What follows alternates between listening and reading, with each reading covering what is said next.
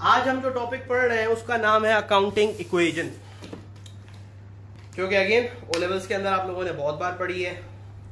बड़ी बेसिक सी चीज है, लेकिन स्टिल बेसिक्स जिसकी स्ट्रांग है उसका एडवांस भी स्ट्रांग है। बेसिक्स जिसकी वीक है उसकी इनकम स्टेटमेंट भी वीक है, उसके लेजर्स भी वीक है, उसकी सारी अकाउंटिंग की वीक है। ठीक है ना, वही वाली बात है, बिल्डिंग की बेस स्ट्रांग होगी, चला दो आप 20 मंजिला इमारत, 40 मंजिला इमारत वो खड़ी रहेगी। बेस कमजोर होगी, टूट जाएगी।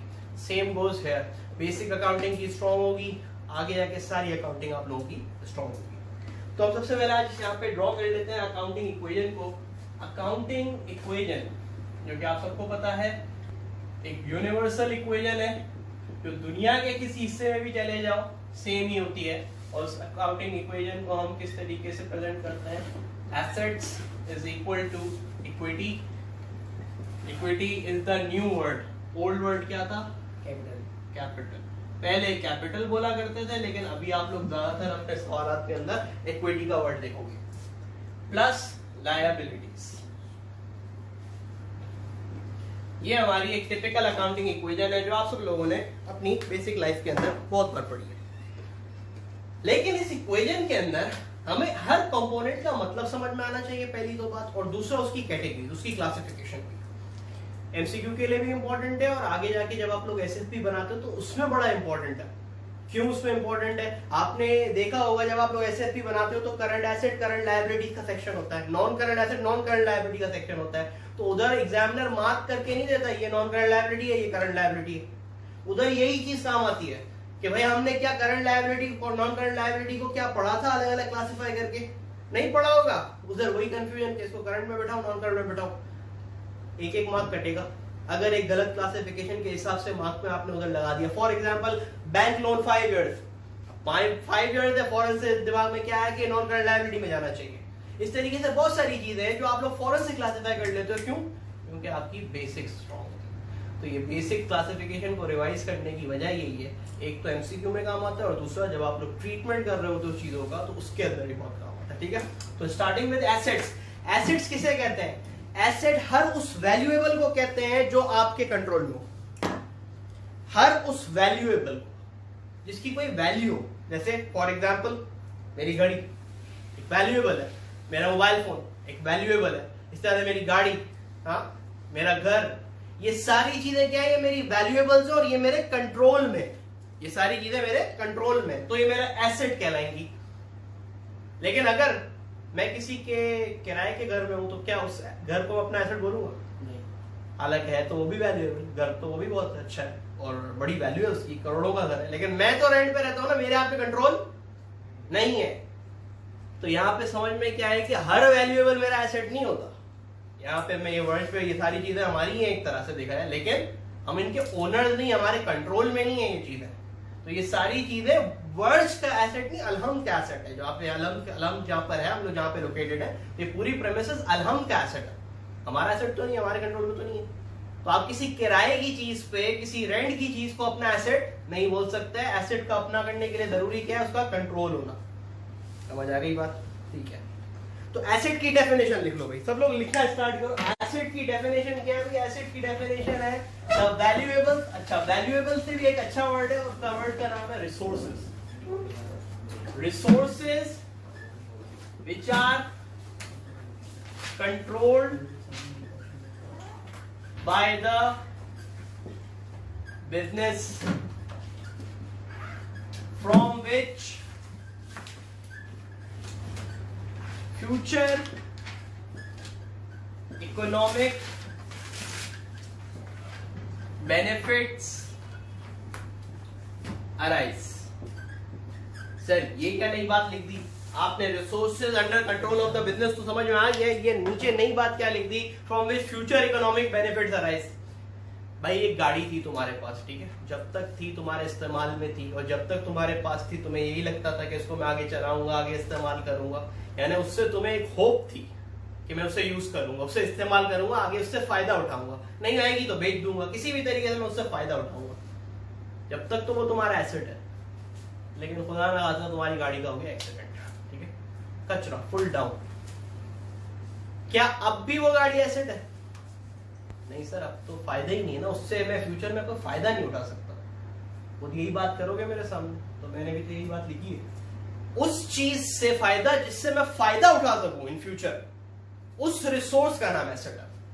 अगर आप फायदा नहीं उठा सकते आगे किसी चीज से, उसकी लाइफ खत्म हो चुकी है, तो फिर वो आपका एसेट नहीं है।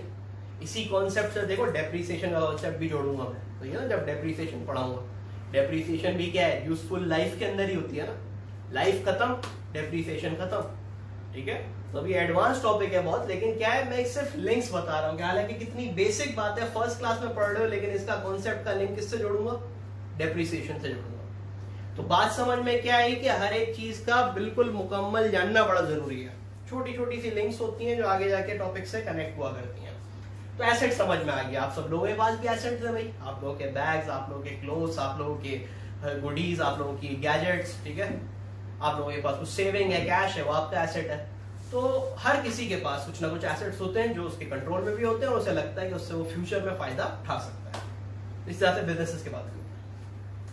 अब आ जाओ एसेट्स के बाद बात लिखी हुई है इक्विटी, जिसे पुरानी जबान में कैपिटल भी कहा करते हैं। इक्विटी बोलते हैं the investment by the owner, बस इसकी डेफिनेशन ये, investment by the owner, investment by the owner. और अगर आप लोग चाहें ओनर्स भी लिख सकते हैं, क्योंकि एक से ज्यादा भी ओनर हो सकता है, ठीक है, पार्टनरशिप भी हो सकती है, कंपनी भी हो सकती है, और एक अकेला बंदा भी हो सकता है। ओनर कुछ भी इन्वेस्ट करे, चाहे वो पैसा हो, चाहे वो मशीन हो, चाहे वो गाड़ी हो, ठीक है, चाहे वो कुछ भी हो, जरूरी नहीं है कि कैश ही इन्वेस्टमेंट, कैश ही को इक्विटी बोला जाए। ओनर कुछ भी बिजनेस में इन्वेस्ट कर दे, उसे क्या कहेंगे हम, इक्विटी। तो इस बात में धोखे में नहीं रहिएगा, भूल में नहीं रहिएगा कि बिजनेस के अंदर जब कैश इन्वेस्ट हो उसी को सिर्फ कैपिटल बोलते हैं। अक्सर एग्जामिनर आपको बोलता है owner invested a vehicle, owner ने अपनी व्हीकल इन्वेस्ट कर दी, तो भाई वो व्हीकल भी इस वक्त क्या है, वो इक्विटी ही है, इक्विटी ही है, ठीक है। Anything invested by the owner is known as equity. बात से समझ में आ रही है, क्लियर, ठीक है। अब और आगे बढ़ते हैं। इक्विटी के बाद इसकी कोई टाइप्स नहीं है, इसकी कैटेगरीज नहीं है, एसेट्स की कैटेगरी है, थोड़ी देर में बताओ। हमारे पास कैटेगरी है, जो थर्ड कंपोनेंट है वो है लायबिलिटीज। लायबिलिटीज का मतलब होता है these are the obligations towards others, third party जिसे सिंपल जबान में जिसे हम कहते हैं उधार, बोरोइंग्स, किसी से मांगना। आपने किसी से पैसे मांगे, आपकी ऑब्लिगेशन है उसको वापस करना, it's your obligation, it's your legal obligation. भाई आप वापस नहीं करोगे, आप पे केस कर देगा। आपने किसी पे क्रेडिट पे माल उठाया, आपकी ऑब्लिगेशन है उसे पैसे वापस करना। आपने किसी से लोन उठाया, आपकी क्रेडिट ऑब्लिगेशन है उसको वापस करना। इसी तरीके से आपने कोई एसेट उठाया, आपने बोला है मैं आपको अभी थोड़ी देर पैसे दे रहा हूं, बाकी बाद में देता हूं, आपकी ऑब्लिगेशन है उसको पैसे देना। इसका मतलब हुआ हर उधार पे ली गई चीज, चाहे वो डायरेक्ट पैसे हो या कोई चीज हो, कोई गुड्स हो, कोई एसेट हो, आपकी ऑब्लिगेशन है उसको वापस करना। नहीं करोगे तो आप पे केस कर दिया जाएगा। तो ऐसी ऑब्लिगेशंस को बिजनेस की जबान में कहते हैं लायबिलिटीज, उधार, ठीक है ना, सिर्फ ऑब्लिगेशन। सीर अक्सर आपने सुना होगा ना कि भाई एसेट बनो, एसेट, लायबिलिटी नहीं बनो। हाँ, इतनी वैल्यू रखो कि लोगों के एसेट हो, लोगों की लायबिलिटी नहीं बनो। लायबिलिटी तो दूर भागते हैं, ऑब्लिगेशन तो दूर भागते हैं, क्या उधार ले ले, पता नहीं कब कर दो चलेगा। एसेट को अपना ओन करते हैं, हर जगह प्रेजेंट करते हैं। एसेट को हर कोई शो करता है, लायबिलिटी को हर कोई छुपाता है। तो इतनी वैल्यू होनी चाहिए बंदे की, बंदा एसेट बने, लायबिलिटी ना बने। तो ये अक्सर रिपोर्ट्स आपने भी सुने होंगे, उधर लिखे हुए होते हैं बिजनेस से रिलेटेड ना। अकाउंटिंग इक्वेशन समझ में आ गई कि हाँ सर, asset is equal to equity plus liability. Asset का क्या मतलब होता है, इक्विटी का क्या मतलब होता है, और लायबिलिटी का क्या मतलब होता है। लेकिन अभी क्लासिफिकेशन नहीं बताई मैंने, कैटेगरीज नहीं बताई। कैटेगरीज भी है, एसेट्स की कैटेगरीज है। क्या कैटेगरीज है, एसेट्स की दो मेजर कैटेगरीज है। एक कैटेगरी कहलाती है टेंजिबल एंड इनटेंजिबल एसेट्स,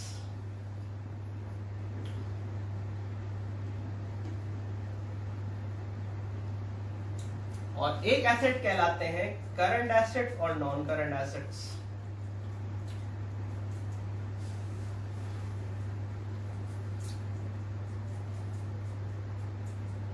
ठीक है। अब इन दोनों का मतलब सुने वन बाय वन।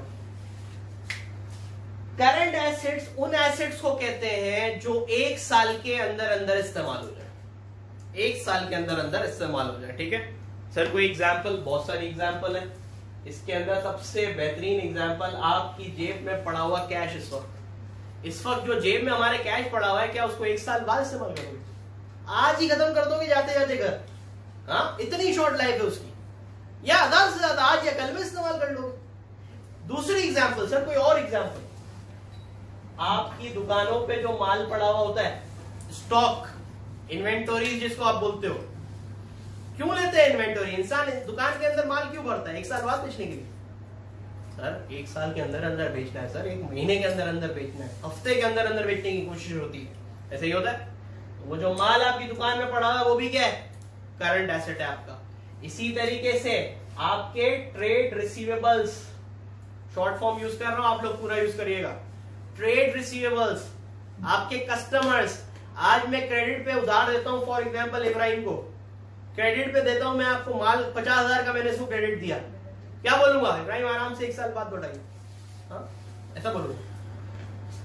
इब्राहिम 1-2 महीने में वापस कर देना, 1-2 महीने में वापस कर देना, यानी विद इन अ ईयर मुझे वापस चाहिए वो पैसे। अजान हो रही है, 5 थोड़ा सा 2-3 मिनट के लिए रुकते हैं, अजान कंप्लीट हो गई फिर स्टार्ट।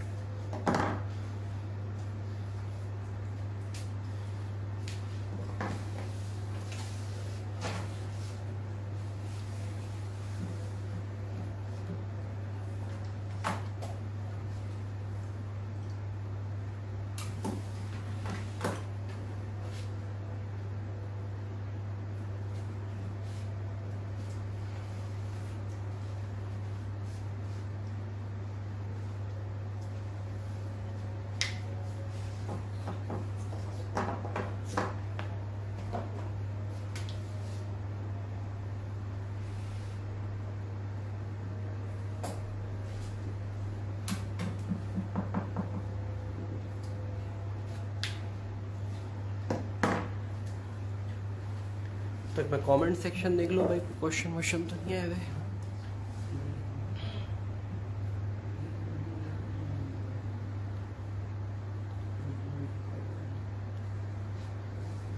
ओके, आज भी आप लोगों में से बहुत सारे लोग भूल गए प्रेजेंट मार्क करना, काइंडली प्रेजेंट कर दिया करें, ठीक है।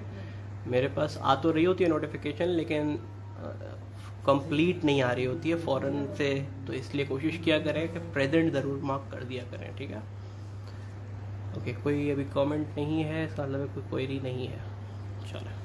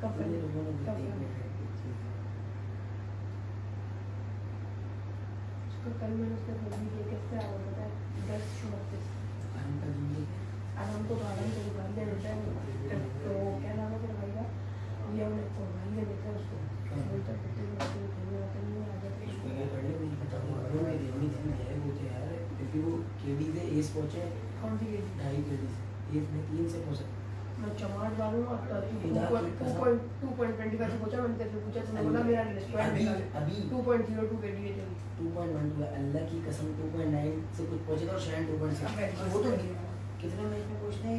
150 मैच में, अभी 900 नहीं 700 मैच होने वाले, तो गिरेगी ना।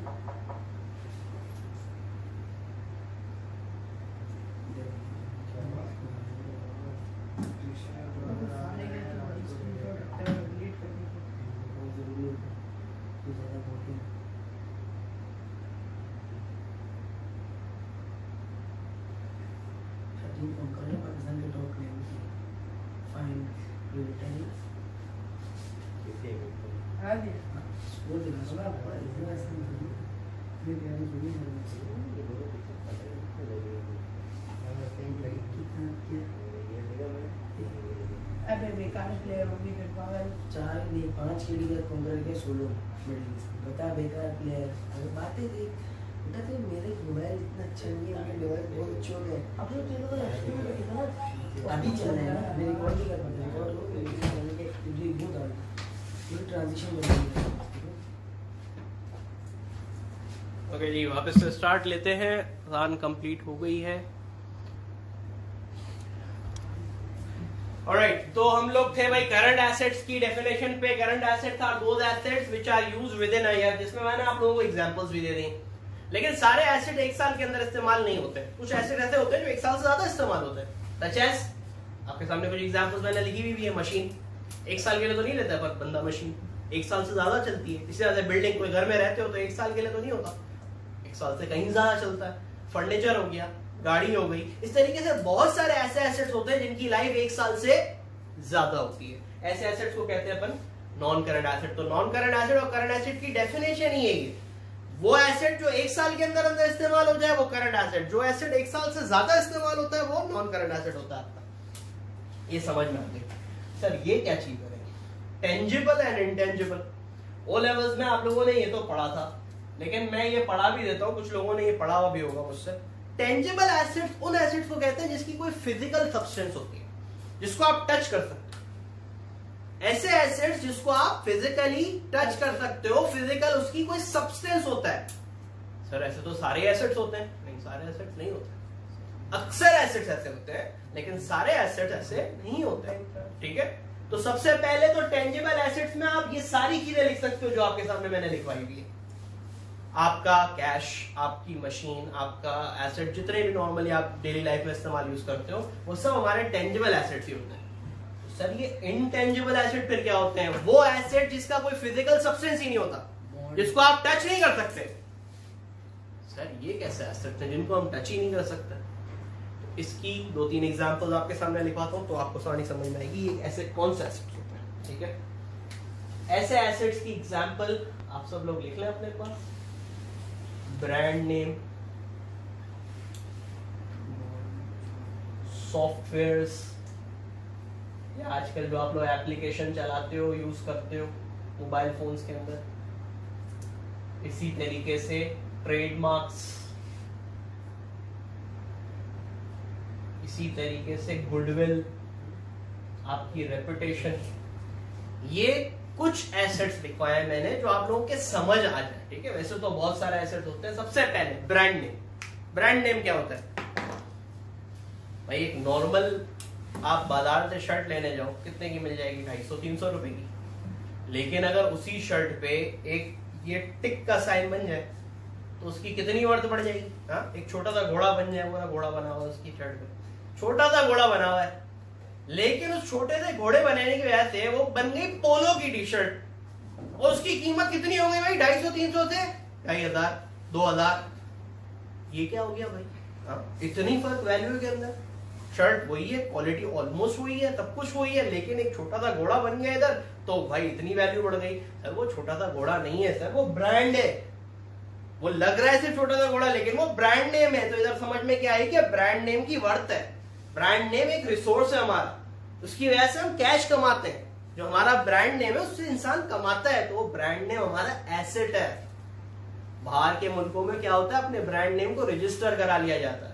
अगर फॉर एग्जाम्पल मैं अपने आज एक प्रोडक्ट स्टार्ट करूं क्यूबी के नाम से, और वो चल पड़े बिल्कुल जबरदस्त बेहतरीन, भाई कोई भी कॉपी कर लेगा, हर कोई स्टार्ट करना शुरू कर देगा क्यूबी के नाम से। तो मैं क्या करूंगा, मैं उसे खरीद लूंगा, उस ब्रांड नेम को रजिस्टर करा लूंगा अपने नाम पे, ताकि अब कोई और क्यूबी के नाम प्रोडक्शन नहीं कर सके। तो अब वो जो क्यूबी हो गया वो मेरा क्या हो गया? वो मेरा ब्रांड नेम हो गया, उसकी वर्थ है।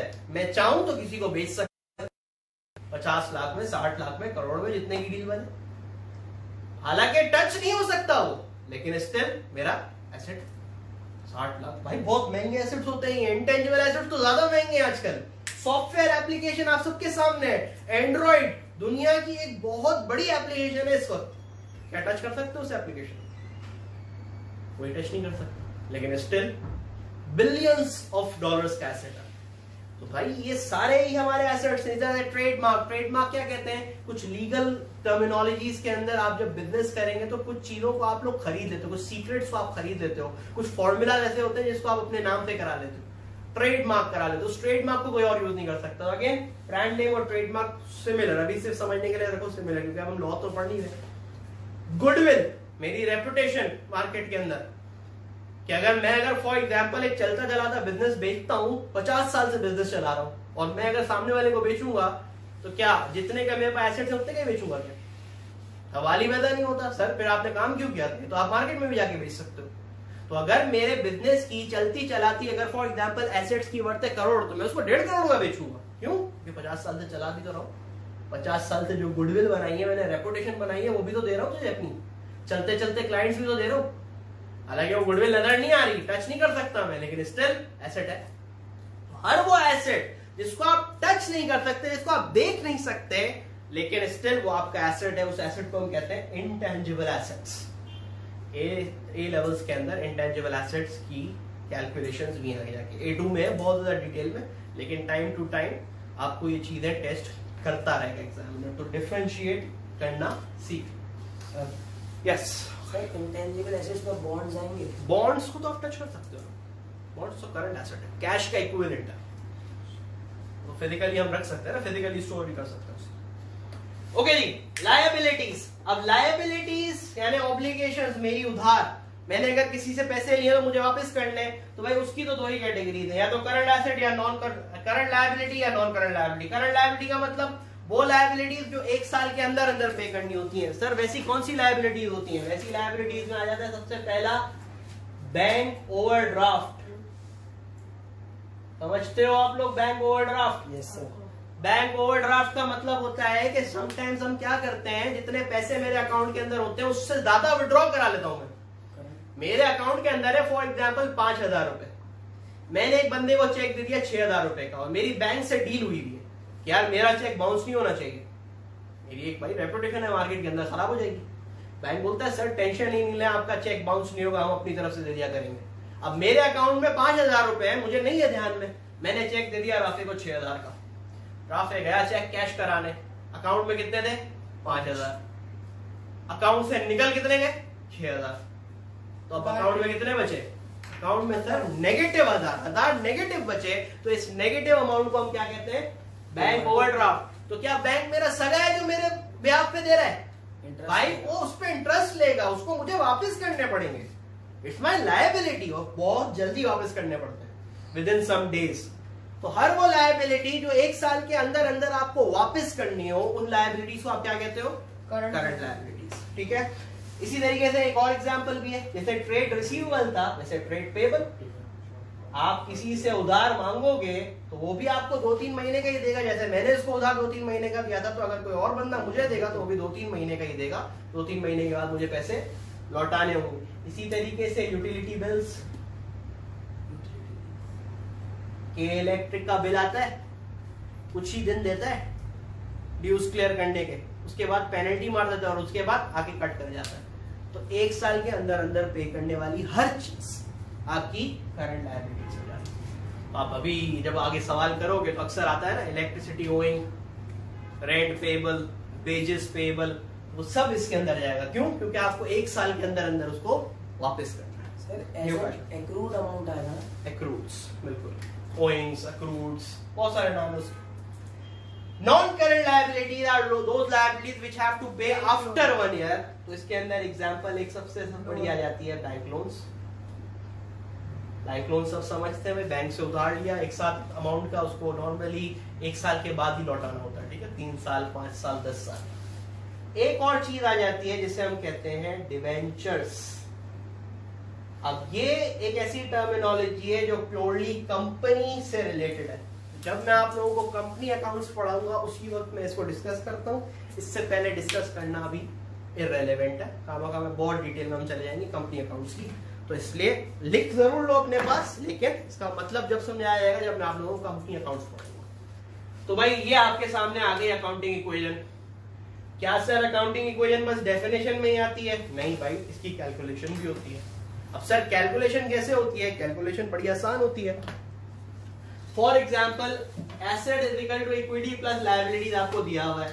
इक्विटी आपके पास है 500 मिलियन, लायबिलिटीज आपने ली हुई है 200 मिलियन की, तो आपके पास एसेट्स कितने हो जाएंगे भाई? 700 मिलियन के। सर बड़ा सिंपल सा सवाल पूछा, सर इतना आसान आता है ए लेवल्स के अंदर? नहीं भाई, ये सिर्फ एक रूल था।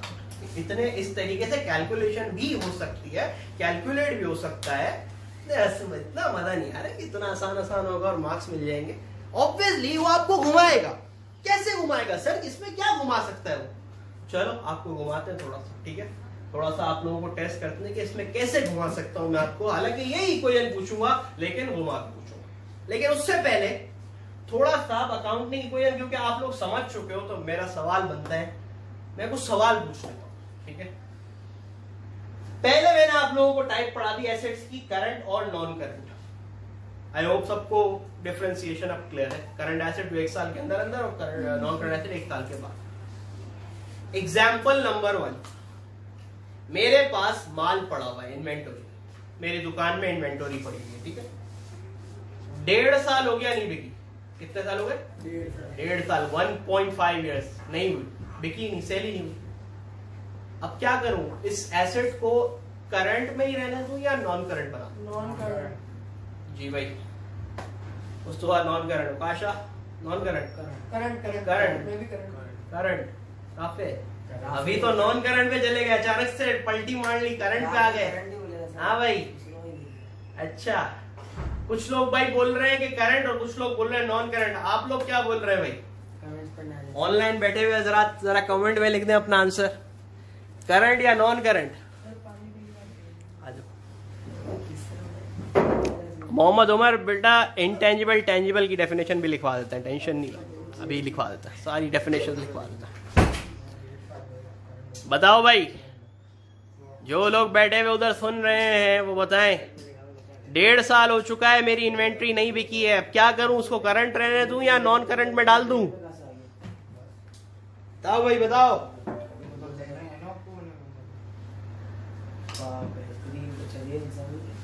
प्राइवेट वालों ने क्या कहते हैं, वो लेवल नवंबर में देगा, प्राइवेट वालों को ले रहे थे।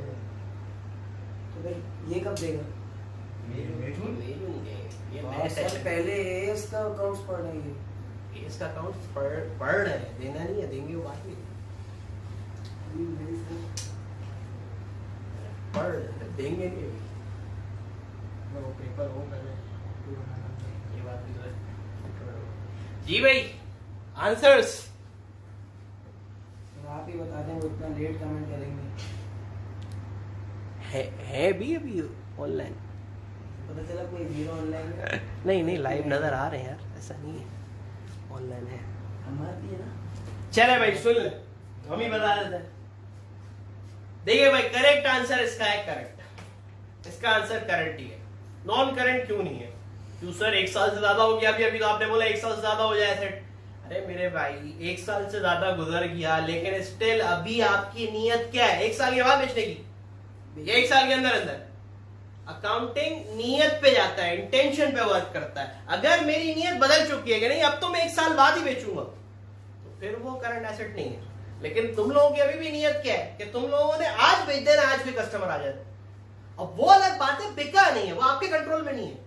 अकाउंटिंग आपके कंट्रोल में, बिजनेस करना या मेरी रेवेन्यू जनरेट करना मेरे कंट्रोल में नहीं। तो जो चीज कंट्रोल में वो कर लो ना भाई, जो चीज हमारे कंट्रोल में है वो कर लो। तो अकाउंटिंग अभी भी यही बोलेगा कि भाई ये इन्वेंट्री आपकी क्या है? ये इन्वेंट्री आपका करंट एसेट ही है, बिकॉज इन्वेंट्री की जो नियत होती है, स्टॉक की नियत क्या होती है कि उसको आपको 1 साल के अंदर अंदर सेल करना होता है। तो 1 साल के अंदर अंदर ही बेचना है। एग्जाम्पल नंबर 2, गाड़ी नॉन करंट एसेट है। आज मैंने गाड़ी ली, 1 हफ्ता चलाई, चोरी हो गई या एक्सीडेंट हो गया, चोरी नहीं एक्सीडेंट हो गया। अब क्या करूं? उस एसेट को नॉन करंट कर दूं या करंट? नॉन रहेगा तो नॉन करंट। बताओ भाई, 1 साल के अंदर अंदर खत्म। Non current. 1 साल के अंदर अंदर कहानी करो, बताओ भाई नॉन करंट रहेगा या करंट? Non current. चलो भाई नॉन करंट की एक आवाज आ रही है भाई मुस्तफा, करंट हो गया भाई सर, ये करंट हो गया आपका ऐसा। गाड़ी लिए 1 हफ्ते में एक्सीडेंट हो गया। 1 हफ्ता ही चलाई, लेस देना यार, नॉन करंट। नॉन करंट गई चली गई, नियत तो होगी। लेकिन अभी भी एसेट है मेरे पास, बना सकता हूँ उसको, एक्सीडेंट हुआ बस नॉन करंट बोले थे। तबाह नहीं हुई। तो भाई इसका भी करेक्ट आंसर यही है, नॉन करंट। स्टिल है तो नॉन करंट एसेट ही ना भाई। 1 हफ्ते में एक्सीडेंट हो गया, लेकिन स्टिल आपकी नीयत क्या है? आपकी नीयत ये थी कि आपने जब खरीदा था एसेट तो आपकी नीयत यही थी कि आप 1 साल से ज्यादा इस्तेमाल करोगे उसे। चलो तीसरा सुनो एग्जाम और जबरदस्ती। गाड़ी ली आपने, खरीदी और शोरूम पे रख दी बेचने के लिए, अब क्या करोगे इसको, नॉन करंट या करंट? करंट। नहीं सर, नॉन करंट। नहीं सर, ये उसमें जाएगी करंट। परचेस और सेल्स बैग, ऐसा कुछ क्या होता है वो, करंट या नॉन करंट? नहीं, अभी करंट या नॉन करंट बता, कैटेगरी दूसरी category current. Current current. Current current. Current stock में आ जाएगी ना सर। हाँ मैं बोला ना। यस, यानी देखो अभी भी वही गाड़ी है जो पहले खरीदी थी ना, जो अभी मेरे एग्जांपल में एक्सीडेंट हुआ था जिससे, वही गाड़ी खरीदी, सर लेकिन स्पेसिफिक वर्ड होता है। गुड्स, स्टॉक, इन्वेंट्री, परचेजेस, बहुत सारी चीजें बोल सकते हो, लेकिन ये मेरा अब करंट एसेट बन गया। क्यों करंट एसेट बन गया भाई? क्योंकि आपने ये एसेट सर बेचने के लिए खरीदा है, और जो चीज बेचने के लिए खरीदी जाती है उसको कहते हैं स्टॉक या इन्वेंटरी, और वो सर करंट एसेट होती है। तो बात यहाँ पे क्या समझ आई कि किसी एक एसेट पे मैं थप्पा नहीं लगा सकता, लेबल नहीं लगा सकता कि ये नॉन करंट ही होगा हमेशा, ये करंट ही होगा हमेशा। It all depend on your intention, आप उसको इस्तेमाल कैसे कर रहे हो। क्या आप उसको अपने इस्तेमाल के लिए यूज कर रहे हो या बेचने की नीयत से कर रहे हो, तो डिपेंड करता है, उसी हिसाब से आप अकाउंटिंग ट्रीटमेंट भी करोगे। सही है भाई? तो बिल्कुल डिटेल हमारी इस पे बात भी हो गई, और cross answer, question answer session भी हो गया कंप्लीटली, ठीक है।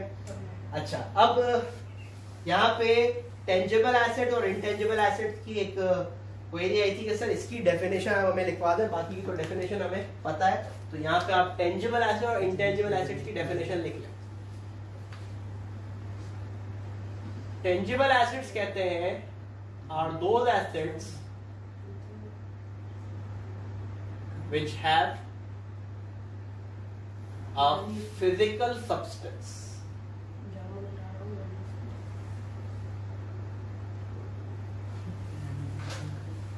and which can be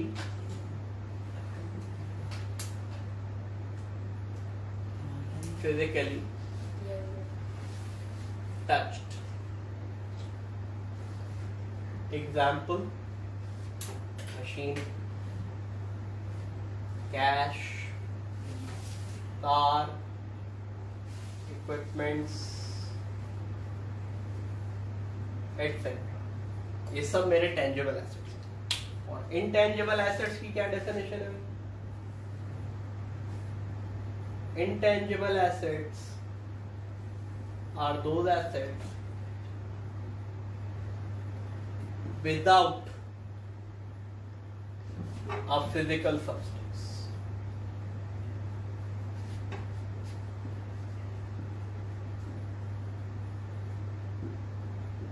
Example: software, brand name, goodwill, इसी तरीके से लाइसेंस या कोई फॉर्मूला,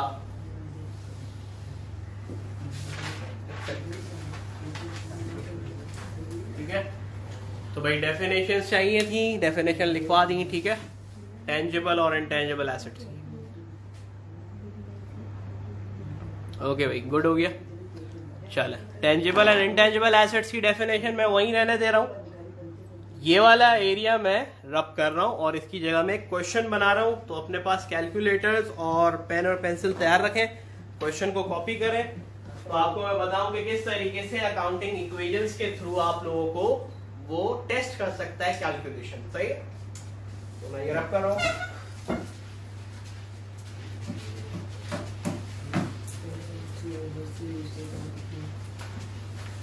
अकाउंटिंग इक्वेशन एक तो कॉन्सेप्चुअली बहुत ज्यादा इंपॉर्टेंट है, प्लस एमसीक्यूज में बहुत ज्यादा टेस्ट होती है, और दूसरा इनकम्प्लीट रिकॉर्ड में बहुत ज्यादा टेस्ट होती है।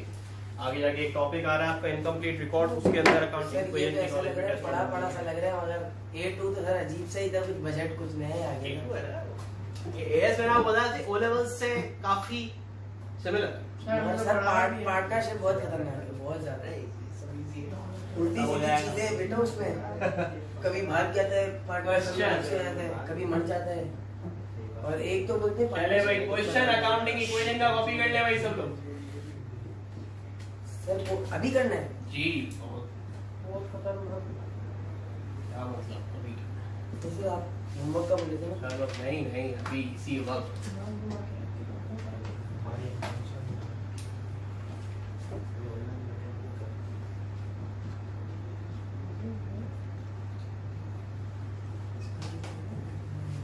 अकाउंट फॉर मैथ का टाइमिंग सेम है। अकाउंट फॉर मैथ की टाइमिंग सेम है। हाँ। 8 क्या पे वो लेवल स्केल सेम अकाउंट और मैथ एक साथ कोई लेता ही नहीं है वैसे, शायद ऐसे ही इस वजह से अकाउंट और मैथ वाला कोई होता ही नहीं हमारे पास ज़्यादातर। साइंस वाले बच्चे ज़्यादातर मैथ ले रहे होते हैं। सर बहुत से नमूने हैं, एक कोई क्लैश आएगा तो देखेंगे उस वक्त, अभी तक तो क्लैश नहीं आया। सर दूसरी क्लास कब है? 1 होगी। अभी देखो टाइम टेबल लेना है बस। नहीं ना, आपने नहीं लिखा हुआ उसमें। अबे वो बिजनेस का है, बिजनेस की दूसरी क्लास है। हाँ सर बिजनेस की एक क्लास नहीं देखी ना, एएस की ना A2 की। नहीं है इसकी लिखी हुई तो। हाँ वो मैं नहीं यहाँ पर मेरे सर ने ली नहीं है अभी तक, लेंगे बैंक कोड ही सर। अच्छा ओवरड्राफ्ट करना है।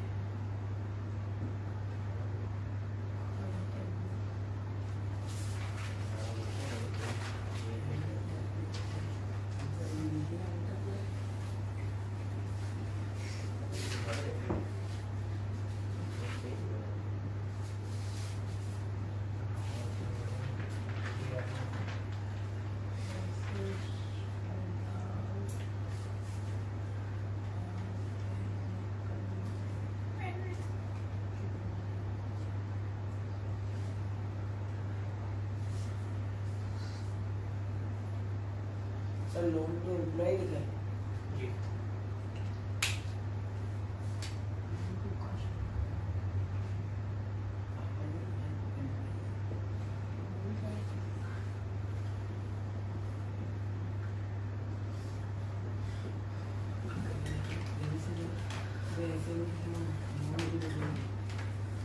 क्वेश्चन तो अभी देखते हैं कैसे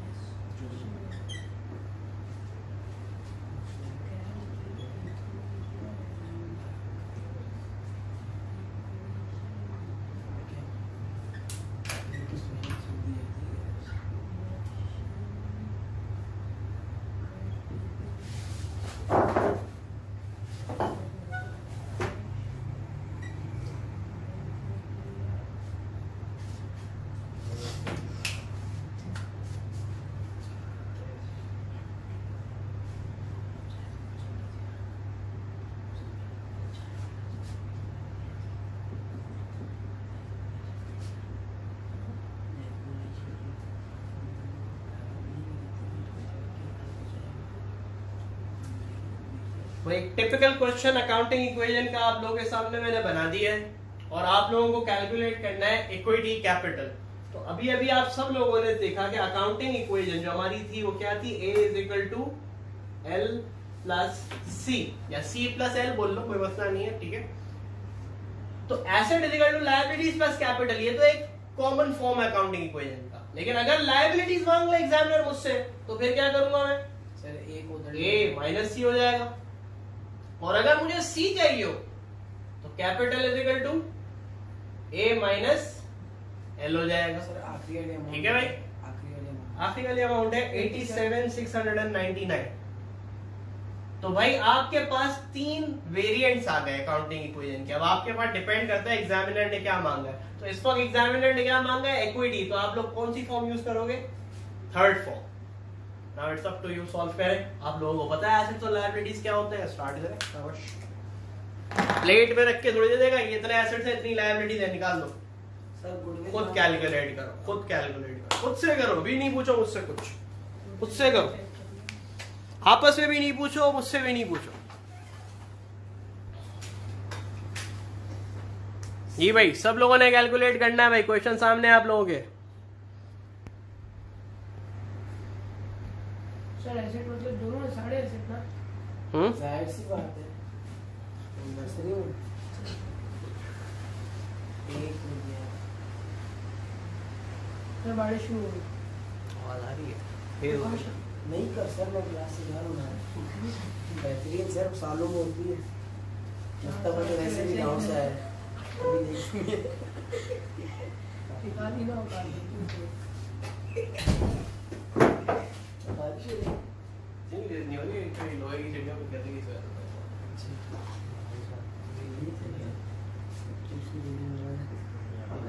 जी भाई कैलकुलेट करके आप लोग अपना आंसर कमेंट में लिख सकते हैं।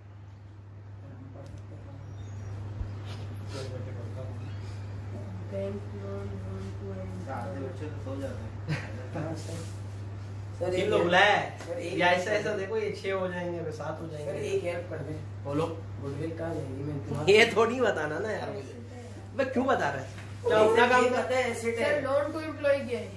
मेरे को पता है मैंने बताया एसेट है। सब थोड़ी बोले कैलकुलेटर से कैसे शेड लेते हैं हम 3550 बचा कर गया। बैंक ओडी ट्रेड रिसीव खामोशी से कर, खामोशी।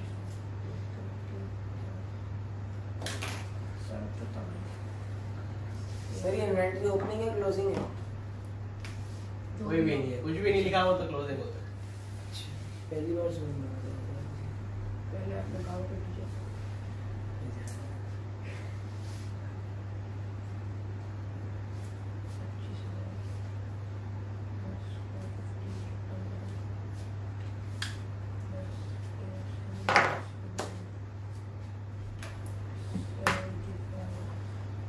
521616। चलो भाई एक आंसर हमारे पास आ चुका है, देखते हैं वो आंसर सही है या गलत है।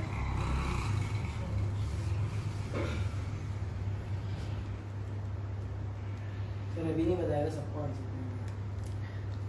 लो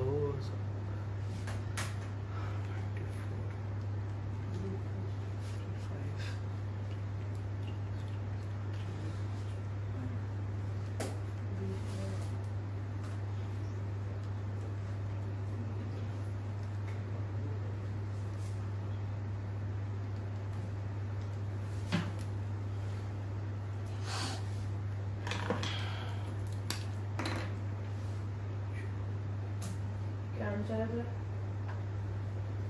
हमारा क्या आ रहा है? 5716 देखते हैं। इसका मतलब यही है। 521616। मतलब मेरा 54 में आया। अरे तो कोई रूल में हम पे अंदाजा है।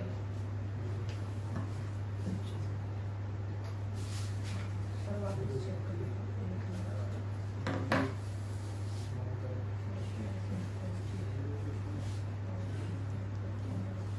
571 616 616। सही है वाला।